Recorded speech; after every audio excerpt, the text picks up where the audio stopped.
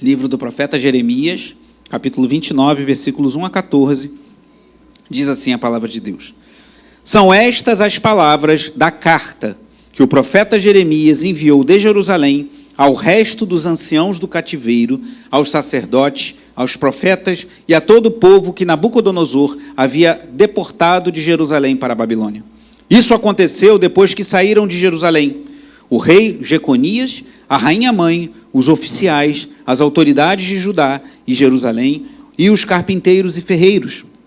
A carta foi levada por Elasa, filho de Safã, e por Gemarias, filho de Ilquias, os quais Zedequias, rei de Judá, tinha enviado à Babilônia, a Nabucodonosor, rei da Babilônia. Ela dizia o seguinte: assim diz o Senhor dos Exércitos, o Deus de Israel, a todos os exilados que eu deportei de Jerusalém para a Babilônia.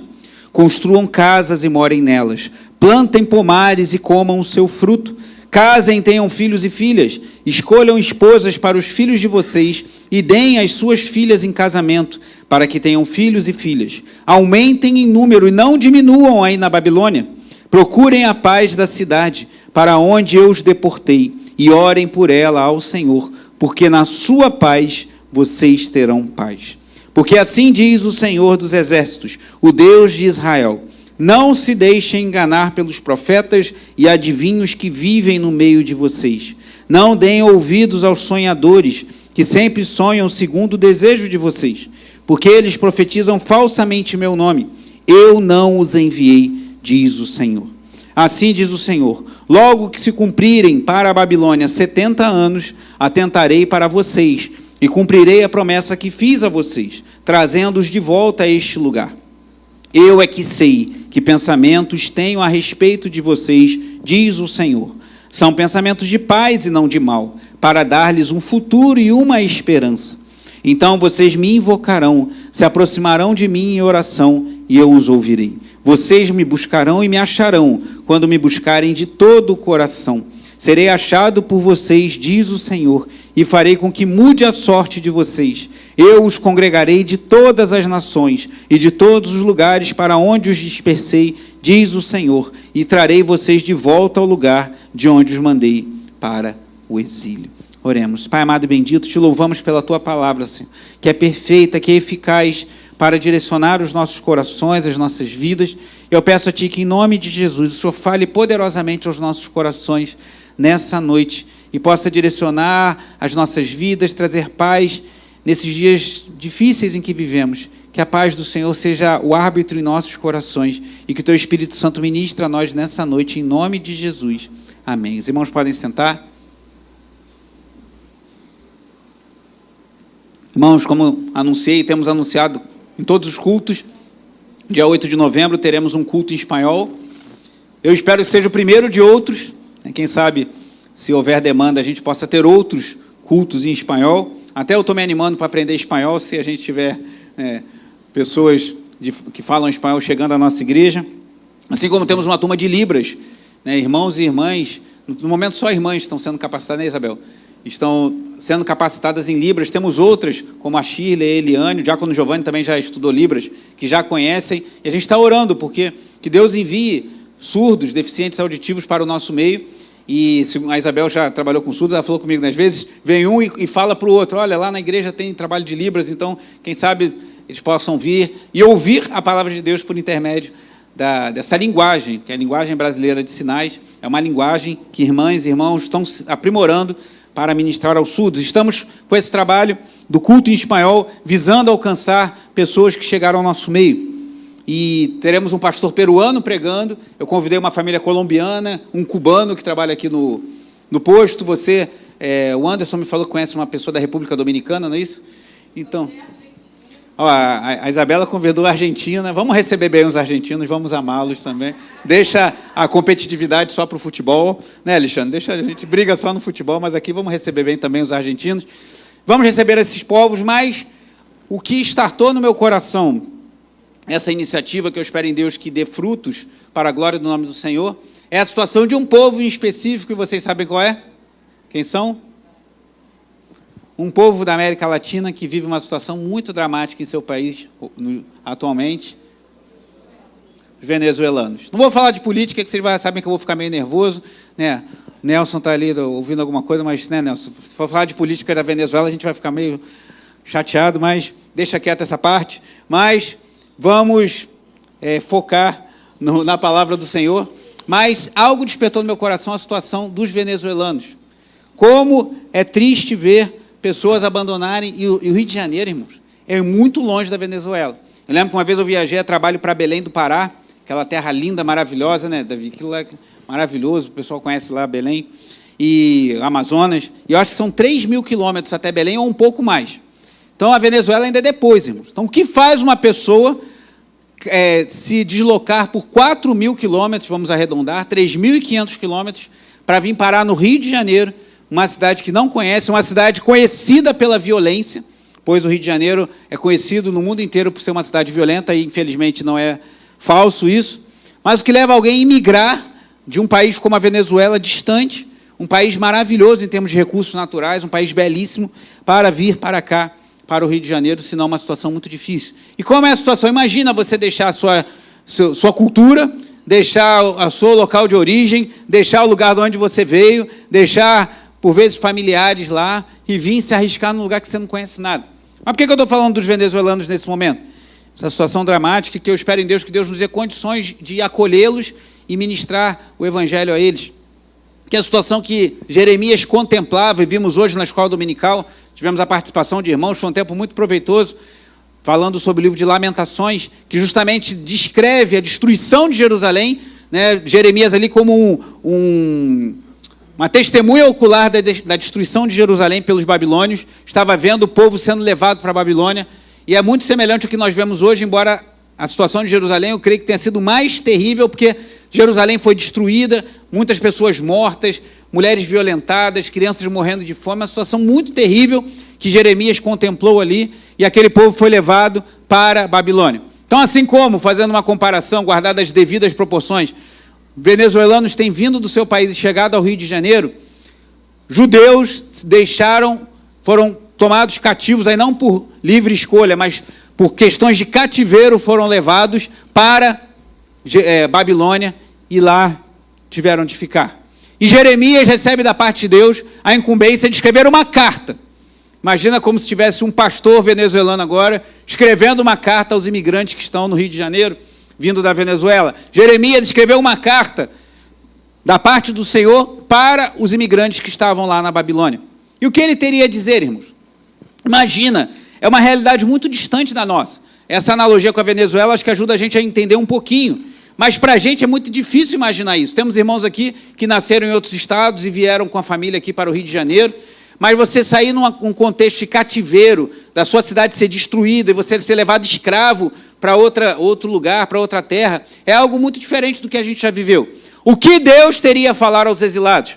Esse capítulo 29 relata justamente a carta que Deus envia aos exilados na Babilônia. No início do capítulo, até o versículo 3, nós vemos algumas características. Quem escreveu a carta, para quem ela foi escrita, quando foi escrita e foi enviada por quem. Então, quem escreveu a carta, para quem, quando e quem enviou essa carta para os cativos. Versículo 1 nos mostra quem escreveu a carta. São estas as palavras da carta que o profeta Jeremias enviou de Jerusalém. Para quem? Ao resto dos anciãos do cativeiro, aos sacerdotes, aos profetas e a todo o povo que Nabucodonosor havia deportado de Jerusalém para a Babilônia. Então, essa carta foi escrita pelo profeta Jeremias, por ordem do Senhor, para aqueles homens que foram levados cativos por Nabucodonosor para a Babilônia. E quando foi isso? Versículo 2 nos mostra. Isso aconteceu depois que saíram de Jerusalém o rei Jeconias, a rainha mãe, os oficiais, as autoridades de Judá e Jerusalém, e os carpinteiros e ferreiros. E a última coisa que o texto nos informa, quem levou a carta que Jeremias escreveu para esse povo que estava lá na Babilônia? A carta, versículo 3, foi levada por Elasa, filho de Safã, e por Gemarias, filho de Uquias, os quais Edequias, rei de Judá, tinha enviado à Babilônia, Nabucodonosor, rei da Babilônia. Ela dizia o seguinte: assim diz o Senhor dos Exércitos, o Deus de Israel, a todos os exilados que eu deportei de Jerusalém para a Babilônia. Só até aí. O que Deus ia dizer para aquele povo? O que Deus tinha a dizer ao povo que estava exilado, uma espécie de imigrante, lá na Babilônia, depois de tudo aquilo que você acha que deveria ser dito? Talvez você pense assim, Deus deve dizer, olha, vai durar pouco tempo. Vocês estão aí, mas vocês vão voltar para a sua terra. Vocês estão aí por causa dos seus pecados, mas vocês, se arrependerem, eu vou levar vocês de volta para a terra de vocês, para Jerusalém, para Judá. O que Deus tinha a dizer àquele povo? O conteúdo dessa carta, irmãos, é um pouco chocante, um pouco impressionante pensar o que Deus manda que aquele povo, que Jeremias escrevesse para aquele povo. Eu quero chamar a atenção para alguns pontos. Primeiro, para como o povo devia viver na Babilônia. O que Deus manda o povo fazer naquela terra estranha. Depois, o que o povo não deveria fazer. Um alerta que Jeremias faz. E, por fim, uma promessa que Deus faz ao povo. Então, primeiro, o que fazer, o que não fazer, e um alerta que Deus faz, e, por fim, uma promessa que Deus faz para aquele povo. E já adiantando algo que eu vou falar na conclusão da mensagem, eu creio, irmãos, que nós, em certo sentido, vivemos numa Babilônia espiritual. Vivemos numa espécie de Babilônia, no mundo ímpio, no mundo hostil, somos como estrangeiros nessa terra, vivemos numa cultura hostil a Deus, numa cultura que exalta tudo aquilo que ofende a Deus, práticas sexuais que Deus condena, adultério, homossexualismo, agora tem papo de trisal, não é mais casal, agora um homem tem 2 mulheres, uma mulher tem 2 homens, e vivem juntos, e todo mundo acha isso normal, embora esteja gerando muitos problemas. A família tem sido atacada frontalmente em nossa cultura. Então, nós já vivemos numa espécie de Babilônia. E assim como Deus mandou Jeremias escrever aquela carta para que o povo soubesse o que deveria fazer lá na Babilônia, eu creio que o Espírito Santo está nos chamando essa noite para sabermos como vivemos na nossa Babilônia.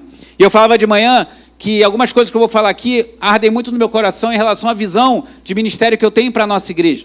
Eu falava de manhã, se você for pegar um ônibus, é importante você ler o letreiro, né? Para onde o ônibus está indo. Você pegar um ônibus aqui embaixo da igreja e você estiver indo para o Rio das Pedras e pegar um 368, ele vai entrar ali na Engenho d'Água e você vai para o lugar errado.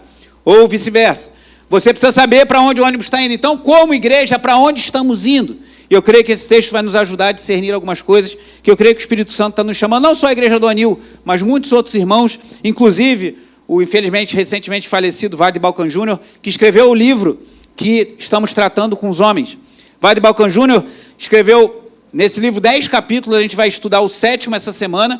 Lá vai ser algo mais breve, né, para a gente poder ter um tempo de comunhão e também aproveitar o churrasco dos homens. Vai ter uma ministração mais breve do capítulo 7. Marque o seu lar como território de Deus, algo muito importante. Ele fala, por exemplo, sobre o culto doméstico, a importância do homem assumir o seu papel de responsável para que a sua família seja uma família piedosa, que busca Deus juntos. E depois ele tem o 8º capítulo que veremos em novembro, e os 2 capítulos finais, o 9 e o 10, ele fala da importância de enxergarmos como a cultura, inclusive evangélica, tem trazido danos para que as famílias da igreja sejam mais piedosas.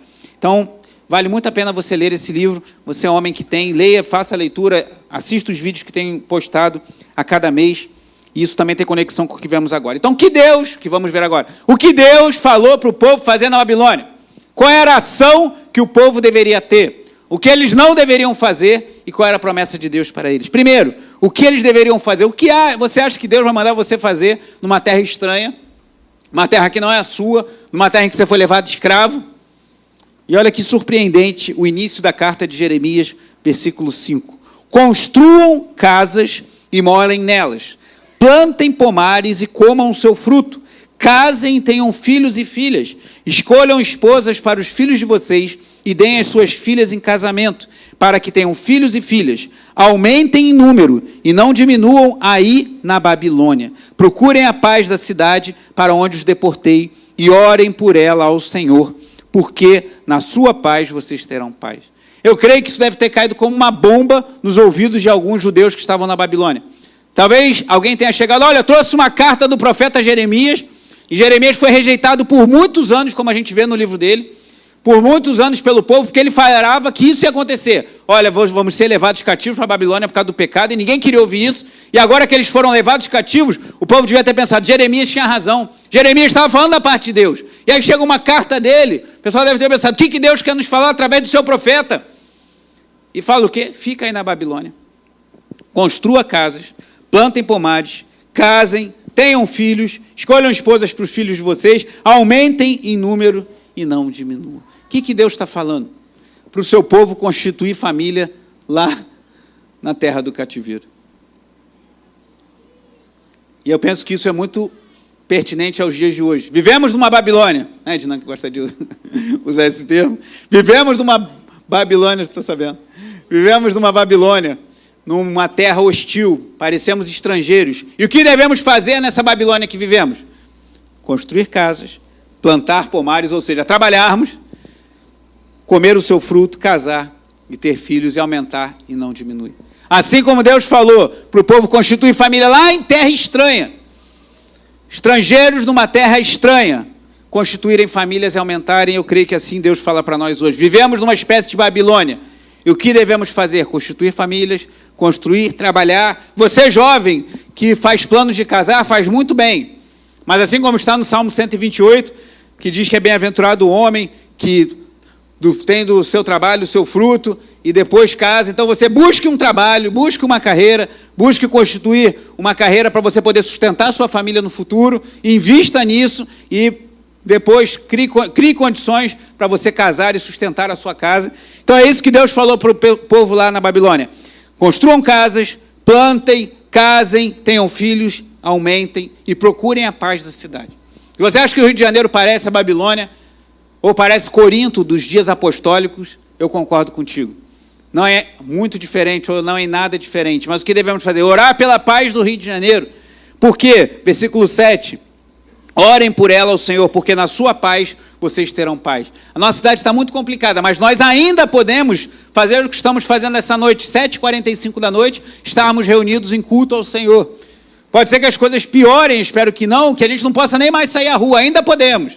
E oremos que isso continue, amém? Amém? Que haja mais segurança, que as coisas melhorem. Ano que vem, ano de eleição, talvez as coisas melhorem, né? Porque muitas vezes os políticos dão aquela maquiada para você achar que as coisas estão boas. Se eu conheço um pouco de política nesses meus quase 50 anos, já vi isso muitas vezes. Então, talvez as coisas até melhorem um pouquinho, porque estaremos em ano de eleições, mas que possa haver paz na nossa cidade. Então, ore pela paz da sua Babilônia, do lugar em que nós estamos inseridos na nossa bendita e sofrida cidade do Rio de Janeiro, para que haja paz na cidade. E constitua família, trabalhe, aumente, tenha filhos. Uma vez eu lembro de um casal lá na igreja da freguesia, há muitos anos, já não está lá há muitos anos, esse casal, falou que tinha medo de ter filho, porque era muita violência, muita coisa, muito difícil. Eu sei que às vezes dá medo, filho dá despesa, dá preocupações, é o que eu falo, nossos filhos nos dão os nossos dois ais, as nossas maiores alegrias e as nossas maiores angústias. Quando um filho fica doente, quando um filho adolescente começa a andar por caminhos preocupantes, quando um filho adulto toma decisões que pesam o coração do pai. Então, nossas maiores alegrias e angústias estão na paternidade, eu creio assim, para aqueles que têm a alegria de serem pais e mães. Mas tenha filhos, não tenha medo, avance. Esse casal tinha medo e optou por não ter filhos, e eu creio que eles possam ter se arrependido depois. Então, se você pode ter filhos, se Deus te dá condições para isso, com sabedoria, com graça, com prudência, né? Faça isso, era o que Deus falou para aquele povo. Em terra estranha, em terra estrangeira, em terra de cativeiro, avancem, cresçam, multipliquem, assim como o povo avançou lá no Egito. O povo multiplicou, cresceu, foi fecundo. Então, o povo de Deus é um povo que permanece, que cresce, que se multiplica mesmo em meio ao cativeiro. Não foi isso que o faraó percebeu e ficou indignado? Esse povo não para de crescer, daqui a pouco eles vão dominar o Egito todo. E na Babilônia não foi diferente. Então, primeira coisa, o que fazer na Babilônia? Construa casas, constitua família, case, tenha filhos e ore pela paz da cidade. O que não fazer? O segundo ponto, a partir do versículo 8, diz assim: porque assim diz o Senhor dos Exércitos, o Deus de Israel: não se deixem enganar pelos profetas e adivinhos que vivem no meio de vocês, nem deem ouvidos aos sonhadores que sempre sonham. Olha que frase marcante. Sonham segundo o quê? Já viu gente que só fala coisa boa? Tem gente que tem a profecia, tipo o McDonald's, assim, né? Sempre fala a mesma coisa. Chega no McDonald's, né, pede um Big Mac, pede alguma coisa. Espero que você não coma muito McDonald's, que não é bom para a saúde. Mas você chega lá e você pedir sempre aquela coisinha. Né? Vai vir um hambúrguer, vai vir isso aqui, vai vir um cheeseburger, tudo do mesmo jeito. Então, tem gente que tem a profecia, vai dar tudo certo, Deus tem um propósito, tem aquelas frases de efeito que às vezes, até para pessoas passando por dificuldades, mais ferem do que consolam. Mas sai falando qualquer coisa, mas querem trazer o desejo, satisfazer o desejo do coração do outro. E o que ele está falando, não deem ouvido aos sonhadores que sempre sonham segundo o desejo de vocês. Olha que coisa, irmãos, no meio do cativeiro, no meio da Babilônia, cuidado. E há muitos falsos profetas no meio evangélico hoje em dia. Há muitas pessoas falando em nome de Deus, falando que têm tido visões da parte de Deus. Eu creio que Deus dá visões, que Deus dá sonhos ainda no dia de hoje. Eu já ouvi testemunhos e situações que eu creio que foram de fato da parte de Deus, mas a gente precisa ter discernimento. E Jeremias fala isso. Então, o que fazer na Babilônia? Segue a vida, constitui família, trabalha, tenha filhos, case, vá em frente. O que não fazer? Não dar ouvidos a falsos profetas. E há um exemplo logo no capítulo anterior. É curioso que esse capítulo 29, ele termina falando de um falso profeta, e no final do capítulo 28 tem também um falso profeta. Volte no capítulo 28 de Jeremias.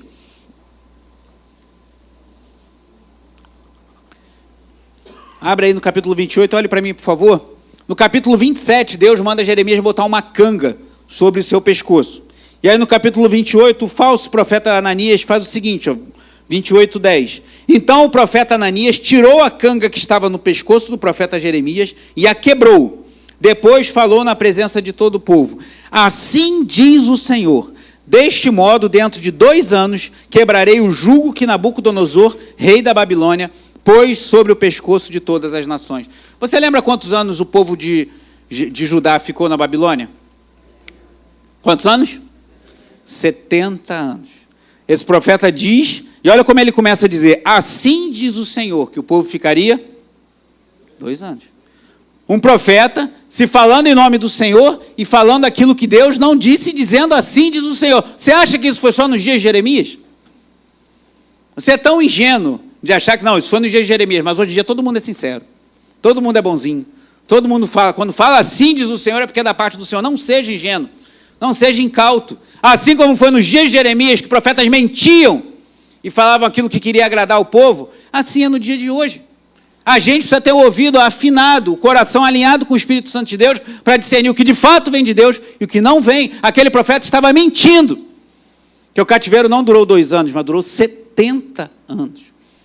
E fala a verdade, o que você prefere ouvir? Olha, você vai ser levado cativo para outra terra e vai ficar lá 2 anos e vai voltar, ou você vai levar cativo para uma terra e vai ficar 70 anos? O que você prefere ouvir? Claro que é 2 anos.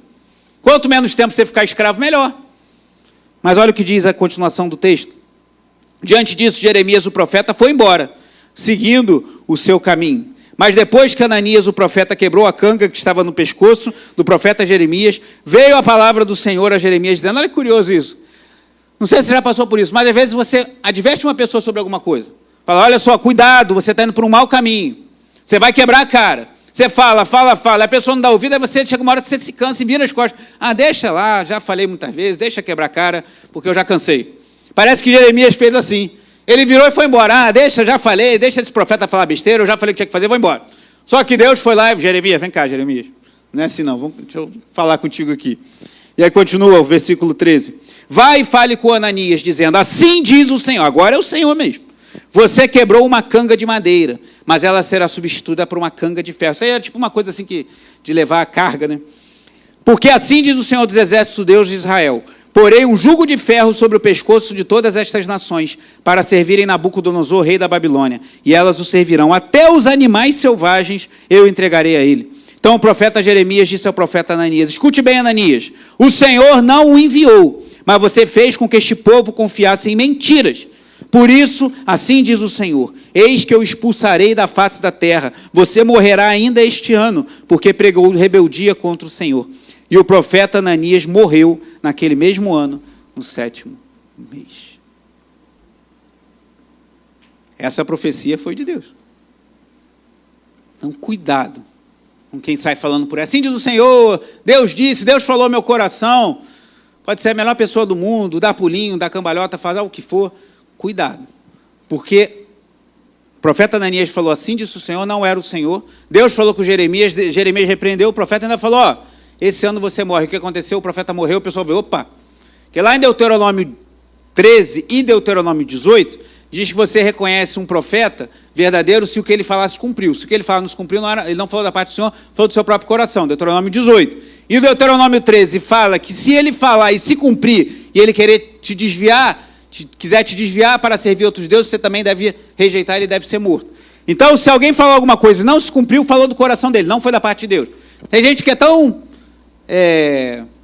me fogem as palavras, mas é melhor não falar nada. que fala que Deus falou alguma coisa, não cumpre, ainda fala, não, mas não cumpriu porque você não fez. Não, mas se Deus falou, tem que falar, tem que acontecer, irmão. Porque se é Deus que fala, Deus não deixa a palavra em vão. Então, o que Jeremias falou se cumpriu. Agora, se alguma coisa se cumprir, ainda assim temos que ter discernimento, Deuteronômio 13, para ver se essa pessoa não está querendo nos desviar dos caminhos de Deus. Porque tem gente que fala e cumpre. Você sabe que eu cresci num centro de Umbanda. E eu via as entidades falando coisas, as coisas acontecendo. Então, não tem problema nenhum em acreditar que pessoas falam coisas e acontece, que eu vi isso muito na macumba. Mas, infelizmente, tem muitos crentes que têm uma cabeça mais de umbandista do que de cristão. E acreditam em qualquer coisa que alguém fala, e mesmo que se cumpra, você tem que avaliar se aquilo está glorificando a Deus, levando seu coração para Jesus, ou simplesmente é um engano de Satanás para enredar a sua alma. Só que Jeremias falou, você vai morrer. E o que aconteceu? Aquele homem morreu naquele mesmo ano. Porque Jeremias era, de fato, um profeta da parte do Senhor. Então, na Babilônia, foram exportados o povo de Deus e os falsos profetas foram junto. Então, meu irmão, minha irmã, na Babilônia que nós vivemos, tenha cuidado. Avance, trabalhe, constitua casa, plante seus pomares, case, tenha filhos, aumente. Ore pelas paz da cidade.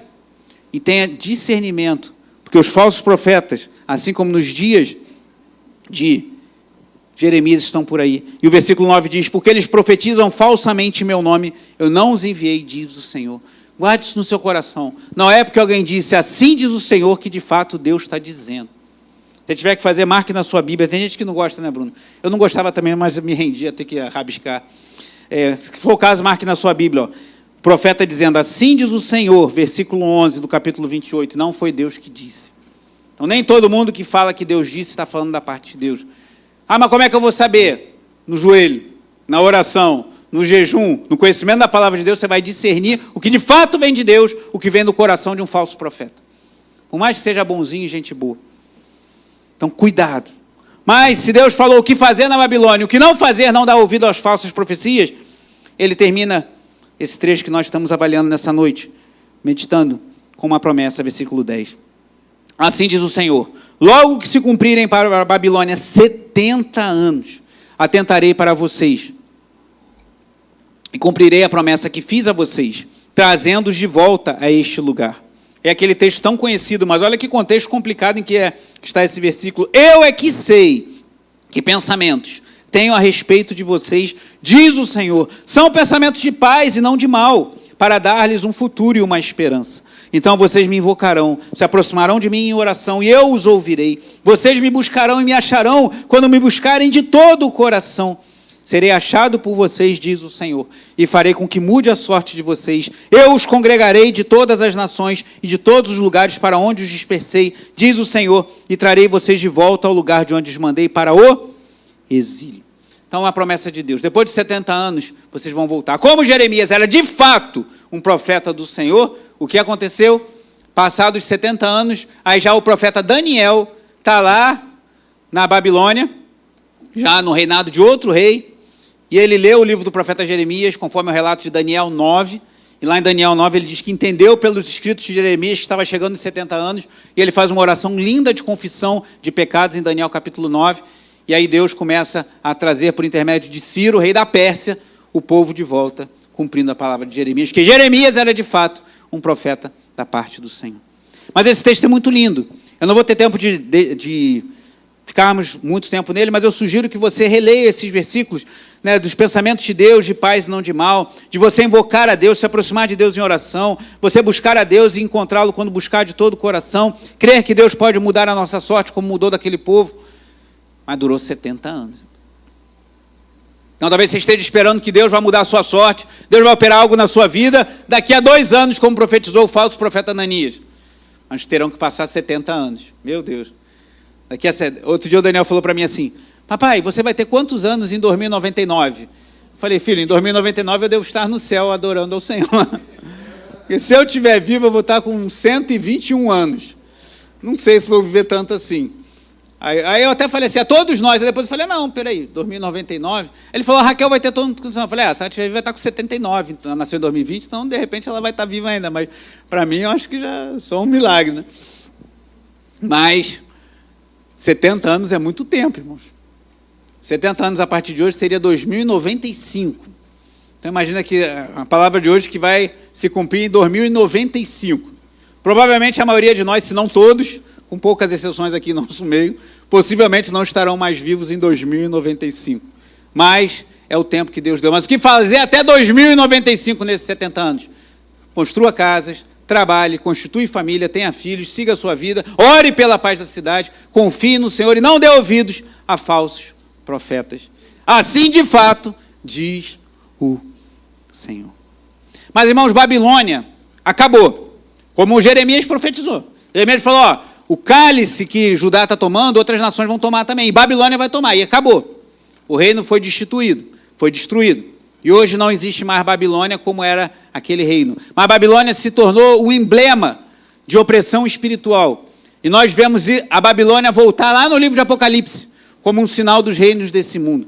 E o que Deus diz para nós hoje, que não estamos na Babilônia dos dias de Nabucodonosor, mas estamos na Babilônia dos dias do Rio de Janeiro. Tem até acho que é um filme, que chamava Rio Babilônia.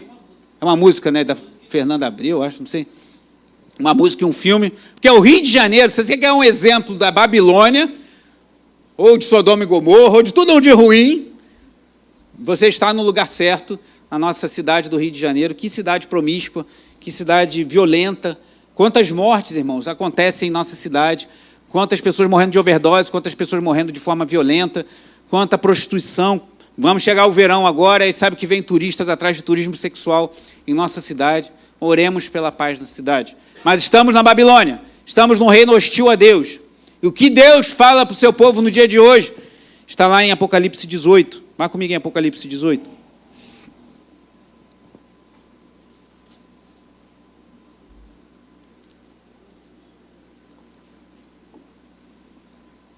A profecia sobre a queda da Babilônia, que não é a Babilônia lá daqueles dias, mas é uma Babilônia espiritual. É um cativeiro espiritual que muitos hoje estão escravos.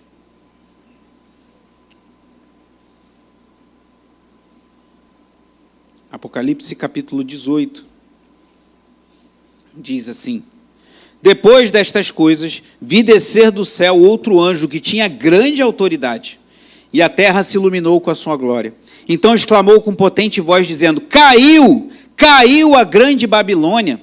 Ela se tornou morada de demônios, refúgio de toda espécie de espírito imundo e esconderijo de todo tipo de ave imunda e detestável, pois todas as nações beberam do vinho do furor da sua prostituição. Só uma coisa que me ocorreu agora. Lembra de alguns shows que tiveram nas areias de Copacabana? Aquilo é Babilônia. Show da Madonna e da Lady Gaga. Prostituição no palco, coisas terríveis. Não tem como um crente assistir aquilo ali e achar normal, é só cultura diabólica. Então o Rio de Janeiro está parecendo isso aqui, uma morada de demônios, refúgio de toda espécie de espírito imundo, toda sorte de depravação moral, toda sorte de até bruxaria, irmão, exaltada nas areias de Copacabana. E tem gente que ainda acha que isso é só cultura. Não é cultura, não. Isso é altamente espiritual e altamente demoníaco. Mas o texto continua, ainda no versículo 3. Com ela se prostituíram os reis da terra, também os mercadores da terra se enriquecem à custa da sua luxúria. Então a luxúria, a promiscuidade, a prostituição da Babilônia dos nossos dias, que você vê todo dia quando você sai na rua. As pessoas cada vez mais erotizadas, as mulheres cada vez com idade mais nova se vestindo como, há algumas décadas atrás, se vestiam as prostitutas. Uma vez, um irmão falou para mim, hoje em dia, você vê adolescentes em festas de 15 anos vestidos como mulheres iam para a boate, mulheres adultas de 20, 30 anos iam para a boate, alguns anos atrás. E as mulheres de 20, 30 anos que vão para a boate se vestem como as prostitutas se vestiam alguns anos atrás. E as prostitutas estão no trabalho delas sem nenhum incômodo. Qual o grave disso? Quando famílias cristãs acham normal suas filhas se vestirem-se como prostitutas. A gente não pode tolerar isso, irmãos. Sei que é difícil, é desafiador, mas fique no pé das suas filhas. Estou falando das meninas, porque acontece mais das meninas. Os meninos, eles têm outras demandas, mas também são importantes. Mas não aceite que sua filha adolescente se vista como uma prostituta. Lembre-se como era a sua vida há 30 anos atrás. Se você visse uma jovem da idade da sua filha vestida como ela quer se vestir em alguns momentos hoje, há 30 anos atrás, você talvez falasse que ela estava diante de uma prostituta. Sei que isso é pesado, irmãos. Mas é a verdade. Vivemos numa Babilônia cheia de luxúria, cheia de pecado. E a gente está normalizando, a gente está achando tudo normal. Hoje em dia é totalmente normal adolescentes terem relações sexuais. O diferente é o adolescente que se preserva para o casamento. Mas nossos filhos têm que ser diferentes. Tem que fazer a diferença serem diferentes. Vão pagar um preço. Vão ser zombados, vão sofrer chacota, vão ser humilhados na faculdade. Mas aí nós, como família, vamos fortalecê-los.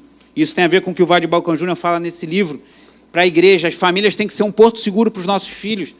Para eles saberem que eles vão ser humilhados lá fora por serem jovens que amam a Deus e buscam santidade, como o diácono Marcos ministrou aqui a nós, num período de louvor. Mas eles terão um acolhimento em casa. Meu filho, vai valer a pena. Eu também pago o preço, filho, para servir a Deus. Eu também faço escolhas que são difíceis. Eu também sou zombado, eu também perco coisas por amor a Deus, mas Deus vai te honrar. Mas o que Deus fala para o seu povo? Deus fala da Babilônia. Mas aqui em Apocalipse 18 há uma mensagem clara para o povo de Deus. No versículo 4. Ouvi outra voz do céu. Então essa voz veio do céu. Isso sim é assim diz o Senhor. Para o seu povo dizendo o quê? Saiam dela, povo meu, para que vocês não sejam cúmplices em seus pecados. E para que os seus flagelos não caiam sobre vocês. Porque os pecados dela se acumulam até o céu. E Deus se lembrou das injustiças que ela praticou. Então, irmão, a gente vai continuar vivendo no Rio de Janeiro, mas saia da Babilônia espiritual. Se tiver que tirar a televisão do quarto, que eu acho que é uma boa prática, você evitar ficar vendo televisão o tempo todo, deixar de assistir um canal, tirar, faça o que for necessário para você não ceder à Babilônia e sai da Babilônia enquanto é tempo, porque a Babilônia vai ser destruída. Babilônia vai sofrer o juízo de Deus. E aqueles que estiverem sendo cúmplices dos seus pecados sofrerão os flagelos que cairão sobre ela. Saia da Babilônia. Jeremias não tinha como falar isso para o povo tinha que ficar na Babilônia. Então falou, fica na Babilônia de Nabucodonosor, constitua a família, fuja dos falsos profetas e espere a promessa de Deus de 70 anos. Nós hoje temos que viver nessa Babilônia. Então vamos seguir nossa vida e vamos glorificar a Deus com as nossas famílias. Mas saia dessa Babilônia espiritual, que é o Rio de Janeiro, que é a nossa cultura, e glorifique a Deus com a sua vida, uma vida de santidade. E para concluir, irmãos, Jeremias não optou ser profeta. Deus faz um chamado para ele bem categórico assim, e ele não tem escolha. Porei minhas palavras na sua boca e você vai falar.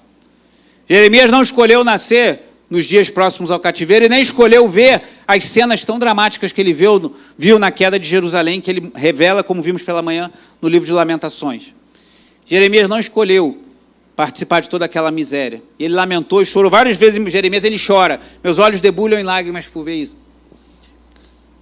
E a história de Jeremias é muito comovente. Que profeta fiel, que homem que perseverou para honrar a Deus. Mas é mais comovente ainda quando a gente pensa em Jesus Cristo. Porque se você entende que Jeremias não escolheu isso, Jeremias não sabia, talvez no primeiro momento, como seria tão terrível a miséria de Jerusalém ao ser destruída pelos babilônios, pelos caldeus. Mas Jesus sabia da miséria dessa terra. Ele tinha conhecimento da miséria em que essa terra vive.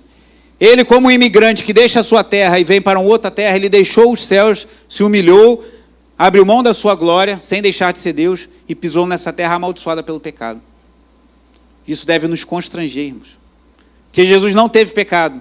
Jesus poderia ficar livre, mas no plano de redenção do Pai, ele foi enviado a nós. Ele veio a essa terra.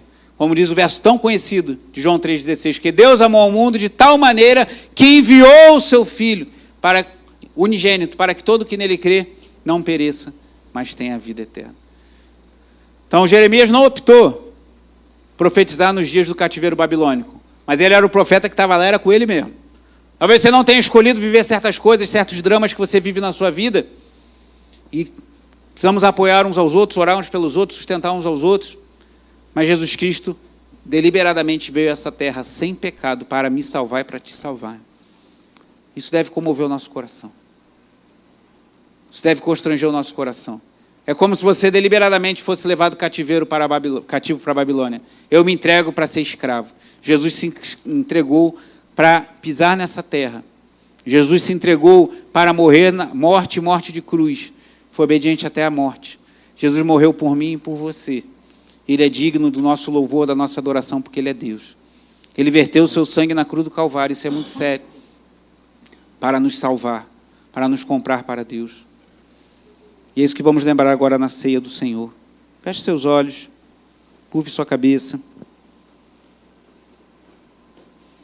Creio que Deus está nos chamando como igreja, e que o irmão Vade Balcão Júnior, recentemente falecido, fala nesse livro, é de nós fortalecermos as nossas famílias. Vivemos nessa Babilônia que estamos, casando, tendo filhos, avançando, orando pela paz da cidade, não dando ouvido a falsos profetas e crendo numa promessa muito maior que Deus tem para nós, de vivermos eternamente com Ele. E é isso que precisamos ter os olhos fitos. E eu oro ao Senhor que fortaleça mais as famílias. E nós, como igreja, venhamos a dar fortalecimento às famílias para cumprirmos os propósitos de Deus em nossa geração. Mas faça a sua oração. Talvez a Babilônia esteja te fascinando.